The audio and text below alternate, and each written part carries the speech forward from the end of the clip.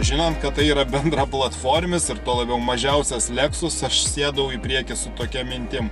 Na, Lexus, kiek tavyje yra Toyota? Visiškai skirtingi automobiliai.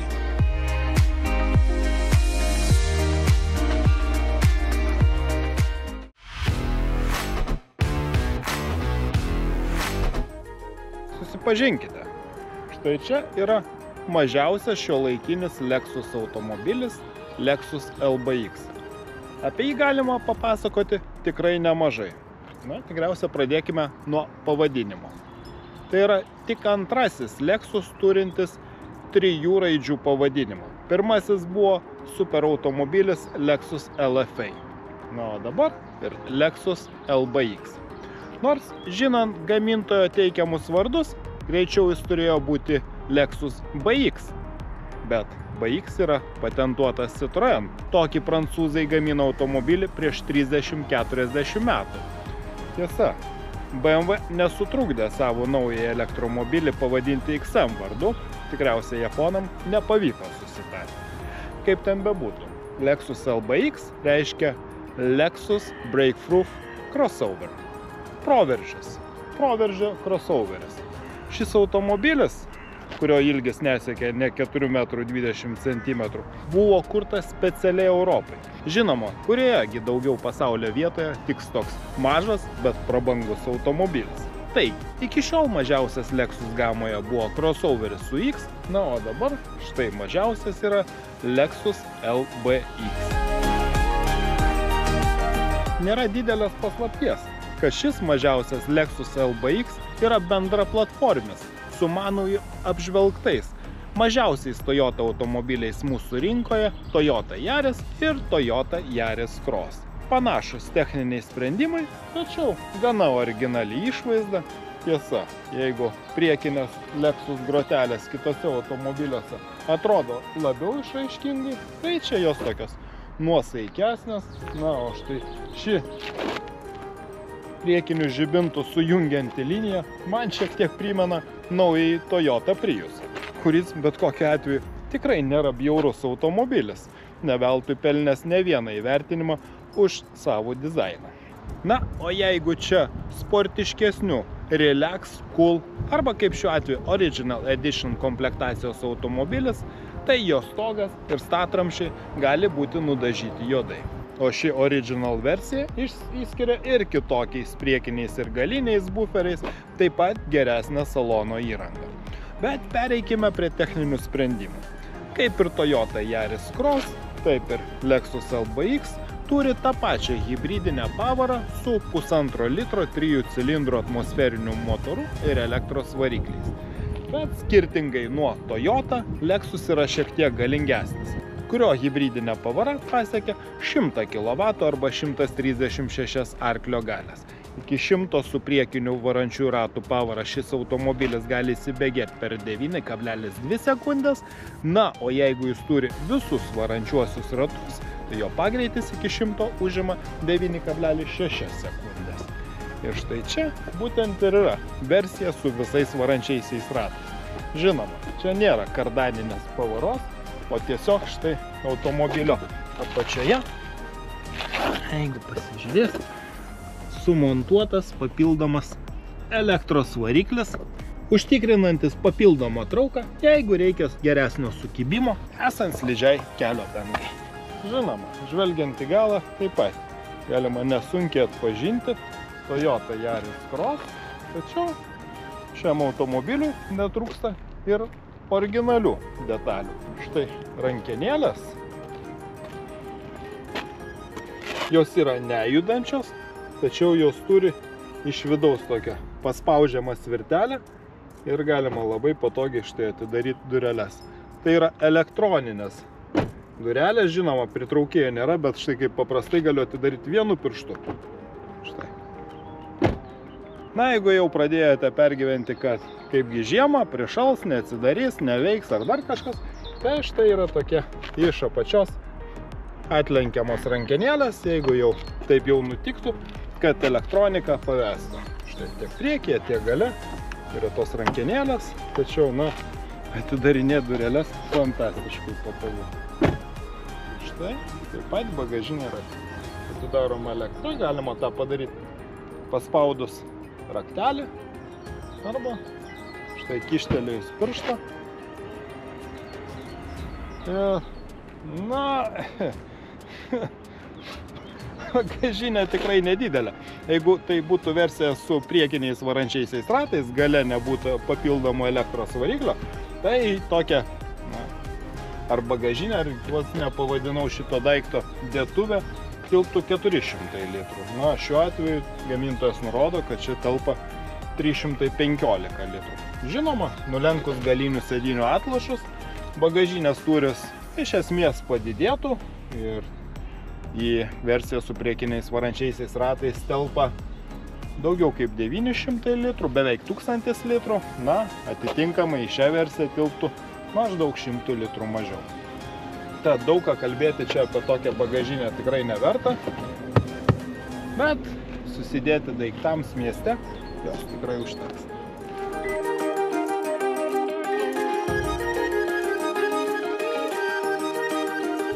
Žinoma, daug vietos gale tikėtis tikrai neverta.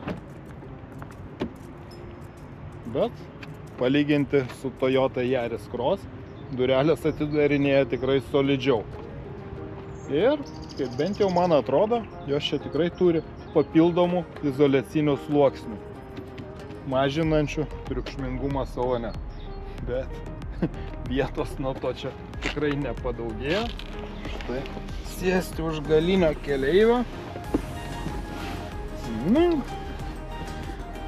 gerai bent tiek, kad galima pasikišti kojas po priekinę sėdynę. Ir dar atkreipiau dėmesį į tai, kad skirtingai nuo kai kurių net ir aukštesnės klasės japoniškų automobilių, čia galima reguliuoti keleivio sėdynės aukštį.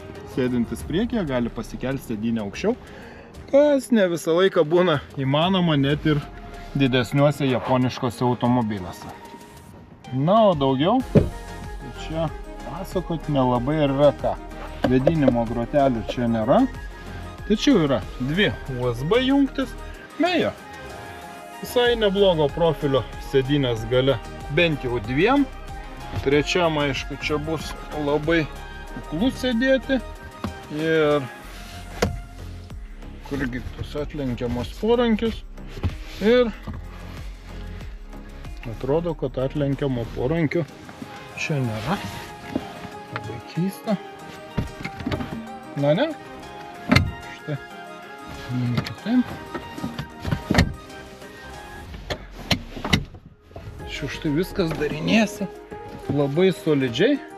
Turiu paminėti dar tą dalyką, kad šis automobilis yra surenkamas naujoje gamykloje Japonijoje. Na ir tikrai surinkimo kokybė yra tikrai labai aukšta. Tad bent jau dėl surinkimo kokybės nėra jokių priekaištų. Štai kokiu garsu viskas darinėjasi tikrai solidžiai. Na, ko čia norėtųsi, tai tikrai, kad būtų kokie puodelių laikikliai. Čia tokie net nesiūlomi gale sėdintiem. Tad gal siūlomi kokie papildomi priedai.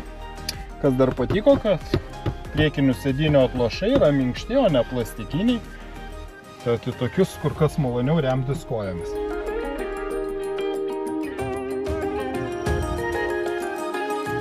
Persėdau į priekinio keleivio vietą, atsistūmiau sėdynę iki galo, gale vietos visiškai nebeliko.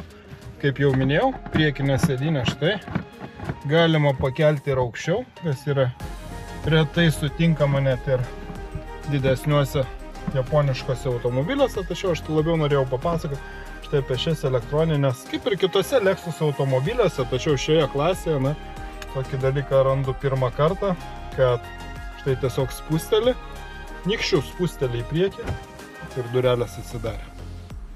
Vėlgi, užsidaro labai patogiai su solidžiu garsu, spusteli ir atidarai. Žinoma, yra ir sistemos perspėjančios ir neleidžiančios atidaryti durelių, jeigu iš galo važiuoja transportas ar dviratininkas. Na, tiesiog labai patogus sprendimas. Ir vėlgi, jeigu dėl kažkokių priežasčių ši sistema neveiktų, tada jau gali truktelėti į save rankinėlę 2 kartus ir štai durys atsidaro. Nu, tikrai tikriausia patogiausios durelės, kada nors mano naudotos. Na ir žinoma, apdailos kokybė. Pasinaudosiu progą, kol sėdžiu čia keleivio vietoje ir iš karto galiu įvertinti. Štai, nors tai ir Toyota Yaris Cross bendra platformis, kur kas geresnės, aukštesnės kokybės apdailos medžiagos. Štai Alcantara, aptraukta apdaila. Na, nors ir mažas, bet tikrai brandus automobilis.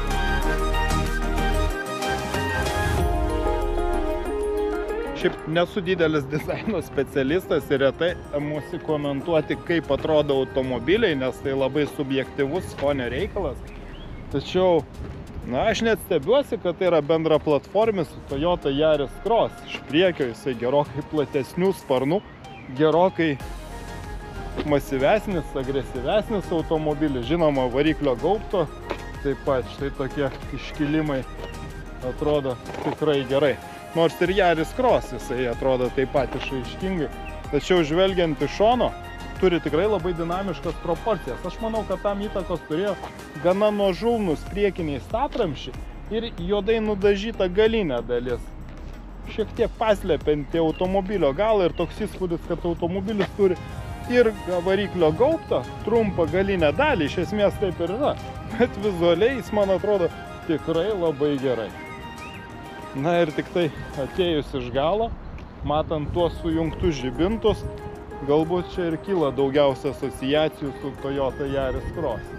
Tačiau manau, kad visos šios detalės tikrai labai pagyvino šio Lexus LBX automobilio išvaizdą.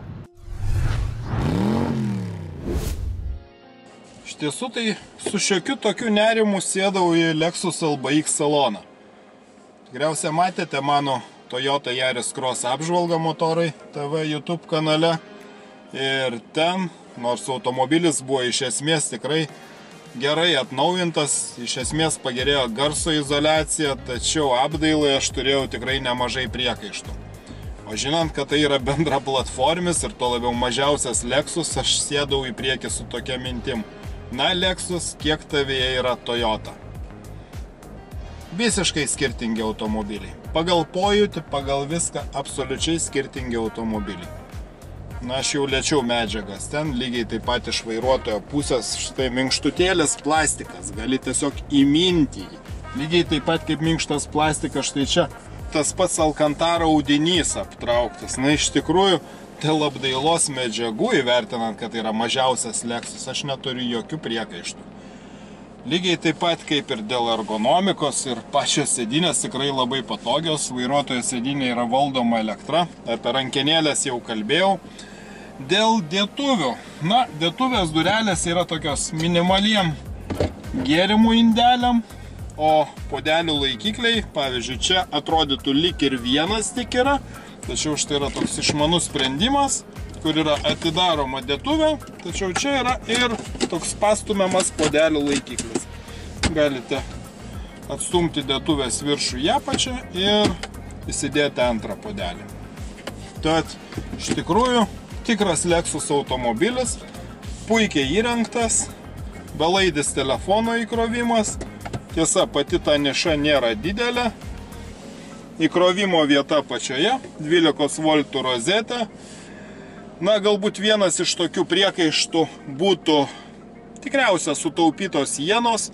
Štai dėtuvė priekyje, na, norėtųsi šiek tiek aukštesnės kokybės, bet apačioje tebūnie. Ne taip krenta į akis, tas mygtukas toksai norėtųsi šiek tiek subtilesnio, tačiau įvertinant bendrą aplinką, ką aš čia matau, ką aš čia liečiu, ką aš čia jaučiu, tai yra tikrai aukštos klasės automobilis, žinoma, įvertinant segmento masteliu B klasės ir čia, kur Toyotoje aš užkišdavau pirštus, Lexus kur kas viskas geriau, tad ir apdailos kokybė, jokių priekaištų dėl to neturiu, iš tikrųjų atitinka markės standartus. Na, o dabar tikriausia norėsite paklausti, O kągi čia veikia štai vat šitas vat laidas, vat toks vat laidas, kągi jis čia daro. Ogi žinokit, ir aš noriu paklausti, ką šitas laidas čia daro. Čia jis yra mano, aš jį pats įdėjau. Vien tik dėl to, kad norėdamas susijęti savo telefoną Android Auto programa su multimedijos sistema, aš turėjau pasinaudoti laidu. Nauji Yaris Cross siūlo belaidį Android Auto sujungimo, o štai Lexus iki šiol reikalauja, kad aš savo Android Auto programą štai naudočiau prijungęs laidą. Taigi, štai čia toks būtų galbūt tikrai nemažas trūkumas, aš tikiu, kad su laiku tai išsispręs, kadangi visa kita tikrai įtikina. Žinoma, tai yra Lexus su tam tikrom savo ypatybėm, niuansais, truputį yra ir Toyota dalykų, tai tokie mygtukai, kaip pavyzdžiui odometras, ten nulinimas mygtukai, jie tikrai niekam netrukdo, lygiai taip pat keli fiziniai klavišai, štai temperatūros reguliavimo, aš manau, tai yra tik patogiau negu nepatogu, lygiai taip pat kaip kairėje ir dešinėje pusėje esanti sensorinių klavišų blokelį, kurie netgi dubliuojasi, tai reiškia 8 funkcijos vienoje pusėje ir 8 funkcijos kitoje pusėje, kai jūs liečiate, jums projekciniame ekrane rodo kokios tos funkcijos ir einant per multimedijos ekraną galima nusistatyti, kokias norite valdyti funkcijas, bet iš tikrųjų ten gana ribotas pasirinkimas, klimato kontrolė, garso valdymo sistema ir kažkas tai dar, bet tikrai ne tos funkcijos, kurias norėčiau ir pavyzdžiui, aš norėčiau deaktyvuoti kai kurias saugumo sistemas, dėja, aš negalėjau tų funkcijų šiem mygtukam priskirti, kadangi čia nėra jokių užrašų, na, su laiku galbūt įmanoma priprasti, įmanoma atsiminti, kur kas yra, tuo labiau, kad viskas yra parodoma, kokios yra funkcijos, štai kai tik lieti, viskas veikia labai greitai, labai intuityviai. Tačiau, ne pirmame Lexus automobilyje man visgi šita sistema tikrai stokoja intuityvumo. Tačiau, kalbant apie kitus dalykus, štai grįžtam atgal į Lexus standartinę multimedijos sistemą. Ir ją naudotis gana patogu. Kažkokio pagrindinio namų ekrano čia nėra, tačiau vienas dalykas, kuris yra tikrai patogus, kad štai yra greitųjų funkcijų parinktis ir visą laiką galima greitai išeiti į tuos nustatymus, kuriuos norite pakeisti. Pavyzdžiui, išjungti kiekvieną kartą aktyvuojamą pranešimą apie didesnį nei yra leistinas greitis. Na, arba kitus dalykus, tad tikrai ne pati patogiausia sistema, bet kažkokių didesnių priekaištų aš jai tikrai neturiu. Aš jums galiu drąsiai pasakyti, kad tokiu manevringu Lexus jūs dar nevažiavote. Yra gerokai galingesnių, yra gerokai greitesnių, tačiau toks manevringas yra būtent šitas Lexus LBX. Vien tik todėl, kad jisai yra mažas. Jeigu važinėjate didesnių SUV automobiliu, tai jums tikrai bus atradimas, kaip patogu manevruoti tokia maža, tačiau kokybiška mašina. Tiesiog įvažiuoji bet kokį kiemą ir apsisuki lengviausiai ten, kur tikriausiai reikėtų atlikti kelis manevrus. Čia yra išmani greičio palaikymo sistema ir faktas tas, kad jinai labai praverčia važiuoti mieste, kadangi jinai pristabdo automobilį prieš priekyje matomą kliūtį, pavyzdžiui, kitos mašinos galą. Tiesa, stabdyti reikia pačiam. Tačiau jinai pristabdo, jinai sumažina greitį, jinai regeneruoja energiją, papildomai kraudama akumuliatorius, tam, kad tą energiją vėliau išnaudoti hibridiniai pavarai, važiuoti vien tik elektrą mieste. Taip pat ta išmani sistema, jinai apskaičiuoja, kada tos energijos reikės daugiau, pavyzdžiui, važiuoti mieste, tiesa, tada reikia, kiek žinau, aktyvuoti navigacijos sistemą, kad, pavyzdžiui, navigacijos sistemai mato, kada bus važiuojama mieste ir sukaupia daugiau energijos akumuliatorio, kad galima būtų išnaudoti tą energiją. Nu štai. Ir apsisukom. Tad važinėti mieste yra vienas malonumas. Kol važinėjau nedideliais greičiais, mačiau iki 5 litrų 100 km dinamikos, žinoma, 136 arklio galios, tai nekažin kokie ir įspūdingi čia dinaminiai parametrai, tačiau jų visiškai užtenka važinėjant miesto eisme. Tikrai ką atkreipiau dėmesį, tai labai patogų manevravimą. Ir nors šiaip važiuojant asfaltu triukšmas gana gerai girdimas, tačiau važiuojant grindiniu, tai iš tikrųjų tikrai kokybiškas važiavimas. Kaip miesto automobilis jis visiškai pasiteisina. Na gerai, miestas miestu, visgi tai yra pagrindinis šio automobilio naudojimo arealas, tačiau kaip jis elgiasi už miesto. Pirmas dalykas, kad gamintojas akcentuoja, kad čia yra tokių sportiškų dalykų, kai štai svirtelės prie vairo, kuriomis galima prieš posūkį padidinti energijos rekuperavimą, tai prisistabdant automobilį, važiuoti sportiškiau. Taip pat yra štai važiavimo svirtelė galima nustatyti ir sportišką važiavimo režimą. Žinoma, yra eko režimas, žinoma, yra elektrinis režimas, o sportiškas tai imituojamas pavarų perjungimas, nors čia nėra tokių kaip pavarų. Tačiau visgi tai yra 1,5 litro 3 cilindrų motoras ir išvažiavus, sakykime taip, atviresnius plotus, atviresnės erdves, matau, kad automobilis važiuoja tikrai labai azartiškai, vairo sistema veikia tikrai labai tiksliai, nors ir palyginti lengva, tačiau labai prognozuojamai, pakaba veikia tikrai šauniai. Šioje versijoje su gale esančių variklių yra daugiasvirtė pakaba, jeigu būtų tik priekiniai varantis ratai, ten būtų torsioninė pakaba. Tad automobilis ir valdomas, ir vairuojamas, ir amortizuoja tikrai labai ir komfortiškai, ir tikrai azartiškai. Tačiau visgi 1,5 litro motoras, 100 kW, 136 arklio galios, turi savo galimybių ribas ir jos greitai pajuntamos. Jeigu su juo norėtų važiuoti labiau azartiškai, labiau dinamiškai, tikrai galima važiuoti greitai, tačiau visą laiką neapleidžia tas jausmas. Norėčiau to 2 litrų, jau nekalbu apie RAV4 siūloma su 2,5 litro motoru hibridinę pavarą, tačiau norėčiau 2 litrų pavaros, tokios kokia yra siūloma į, pavyzdžiui, Toyota Corolla Cross, tuo labiau, kad ten galimas ir iš tinklo įkraunamas hybridas, 223 arklio galios, įprastas hybridas 197 arklio galios, jeigu Lexus departamente, tai toks galimas Lexus UX, taip pat Toyota CHR, visa tai yra galingesni modeliai, kurių tikrai tokio variklio labai norėtųsi ir šiam automobiliui.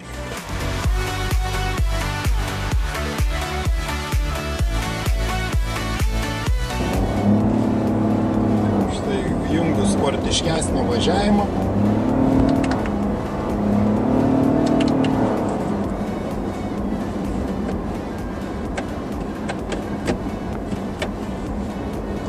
Visgi tai siaurose keliukose viskas smagu. Tuo labiau tikriausiai girdite, kad akustika tikrai gera ir valdomas jis tikrai smagiai. Man tai tikrai mažas automobilis, labai smagus. Tačiau visgi šioji pavara turi savo galimybių ribos. Ir štai kaip puikiai suderintas automobilis, kaip jis važiuoja smagiai. Bet žinoma, jeigu kasdieną taip nevažinėsite, tai jums tikriausiai ir nereikia to 2 litrų 200 arklio galių variklio. Čia aš tikriausiai sakau apie tą idealų variantą, kokio norėtųsi, pavyzdžiui, man.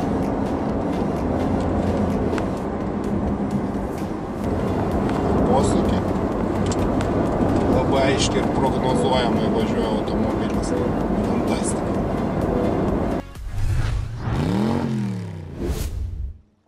Tikrai nemažai prisivažinėjau šiuo automobiliu ir tikriausia rūpi, kokios yra degalų sąnaudos. Taigi, nuvažiavus daugiau kaip 700 km, daugiausia važiavau užmiestyje 5,6 litro. Jeigu net tikrai smagios valdymo savybės, aš neturiu jokių abejonių, kad sąnaudos būtų kokių puslitrių mažesnės, tai tikrai čia nieko naujo nepapasakosiu, dar kartą primindamas, kad Toyota Lexus hibridinė pavara yra tikrai labai efektyvi, jinai efektyviai naudoja degalus tiek mieste, tiek ir važiuojant už miesto. Kitas dalykas, man iš tikrųjų labai patiko šitas automobilis, manau, kad tai yra smagiausias iš sąlyginai įperkamų Lexus automobilių. Ta kainas truputį vėliau papasakosiu, na, o dabar tiesiog pagrysiu šią nuomonę dėl to, kad tai yra iš tiesų Lexus, tai nėra Toyota Yaris aprengtas kitų rūbų, iš tikrųjų gauni tą Lexus kokybę, kurios ir tikiesi. Kai žiūri mano apžvalgą, žino, kad Lexus markė man tikrai labai patinka savo išskirtinumu, savo unikalumu. Ir dabar pradėjusi siūlyti dinamiškas pavaras, kalbu apie galingesnius ir didesnius Lexus RX, pavyzdžiui, modelius. Iš tikrųjų, jinai, mano galva, tikrai prilygsta kai kurie variantai ir vokiškiam automobiliam, ir tikriausia vokiško automobilių pirkėjam, kurie sako, Nein, Toyota šaise, Volkswagen is good. Tai tikrai aš manau, kad atsiradus galingesniem pavarom išsiplėtė ir premium klasės automobilių pasirinkimas.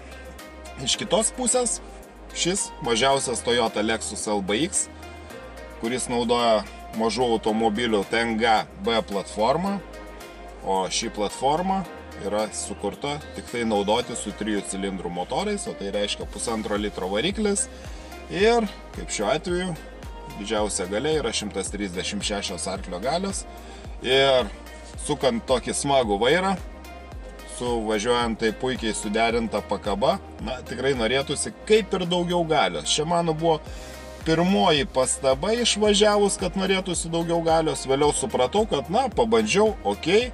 Ir vėliau aš kažkaip tiesiog įpratau važiuoti normaliai, įprastai, nereikalauti iš automobilio daugiau negu jis gali. Ir kasdieniam gyvenime man visiškai netrūko dinamikos, tuo labiau važinėjant mieste. Taip kad pirminė nuomonė buvo, kad norėtųsi galingesnio motoro, galiausiai supratau, kad važinėjant šio automobilio paskirties vietoje, tai visgi daugiausia miestas, prie miesto užmiesčio keliai, visiškai užtenka ir šitos hibridinės 136 arklio galių pavaros. Na, o kalbant apie važiavimo kokybę, komfortą, taip, užvažiavus ant blogesnio kelio jaučiasi gana girdimas triukšmas nuo ratų, bet iš tikrųjų jis nėra didelis, ypač jeigu asfaltas yra lygus, tada tikrai garso izoliacija, na, nepalyginamai geresnė negu šio automobilio bendra platformė.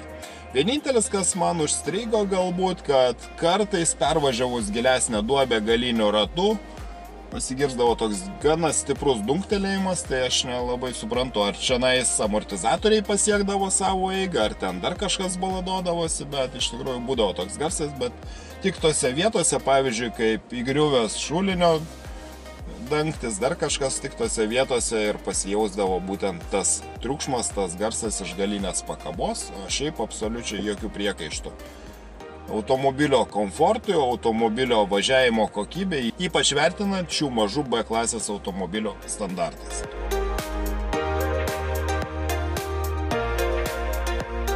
Na ir kainos. Mažiausias Lexus mažiausiai ir kainuoja iš šių visų automobilių gamos, tai yra natūralu. Ir jo kaina prasideda nuo 35 000 eurų, o maksimaliai sukomplektuota automobilio, štai kaip ši bandyta versija, su visais varančiaisiais ratais, kaina yra beveik 47 000 eurų. Žinoma, įvertinant, kad tai yra B klasės automobilis, tai yra tikrai nemažai, bet visgi tai yra premium segmentas. Iš kitos pusės galima palyginti. Jo bendra platformis, Toyota Yaris Cross, tikrai labai populiarus automobilis, neseniai atnaujintas, aš jo apžvalgą taip pat neseniai esu paruošęs, kainuoja nuo 25 000 eurų, čia su 116 arklio galių motoru. Jeigu norite su galingesne 130, kaip čia, beveik kaip čia esančia hibridinė pavara, tokiu atveju toks automobilis kainuoja nuo 30 000 eurų. lieka tik 5000 eurų skirtumas tarp Toyota Yaris Cross ir Lexus LBX. Ir šie automobiliai yra nepalyginami, kai sėdi viduje, tai ką jauti, tai ką lieti, netgi kaip jisai važiuoja.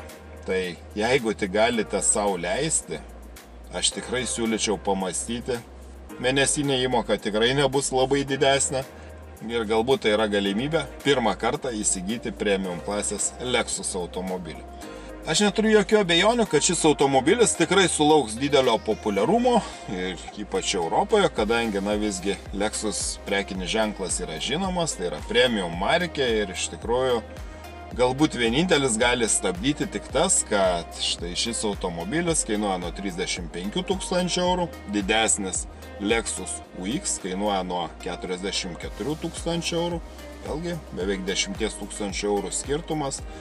Tai tokiu atveju, žinoma, jeigu vertinti maksimaliai sukomplektuotą šį automobilį ir pradinę didesnio Lexus UX kainą, galbūt ir atrodytų ne visai racionalus pasirinkimas rinktis mažesnį automobilį, tačiaugi ne visiems reikia tų didelių ar didesnių automobilių.